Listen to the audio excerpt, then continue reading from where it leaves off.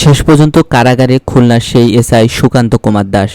চুয়াডাঙ্গা থেকে তাকে গ্রেপ্তার করে জেল হাজতে প্রেরণ করা হয়। এদিকে Khulna metropolitan police commissioner Zulfikar Ali হায়দারের প্রত্যাহারের দাবিতে দ্বিতীয় দিনের মতো কেএমপি কার্যালয়ের সামনে আবারও বিক্ষোভ মিছিল করেছেন বৈষম্য বিরোধী ছাত্র আন্দোলন ও এনসিপির নেতাকর্মীরা। মনে করি পুলিশ কমিশনারের সহায়তায় এসআই সুকান্তকে ছেড়ে দেওয়া হয়েছে।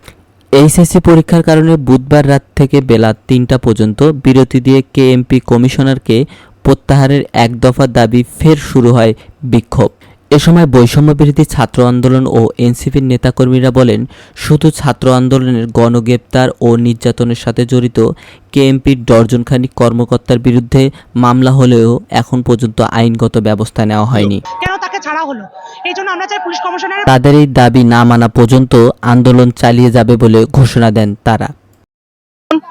ইস্টার্ন গেট এলাকা থেকে সাধারণ ছাত্র জনতা পুলিশের কাছে হস্তান্তর করে, তারপরেও এই পুলিশ কমিশনার জুলফিকারের ইন্ধনে তাকে পালাতে সাহায্য করা। এদিকে আলোচিত এসআই সুকান্ত দাসকে চুয়াডাঙ্গা থেকে গ্রেপ্তার করা হয়েছে। পুলিশ সদর দপ্তর, খুলনা মেট্রোপলিটন পুলিশ এবং চুয়াডাঙ্গা জেলা পুলিশের যৌথ দল আলমডাঙ্গা থেকে তাকে গ্রেপ্তার করে।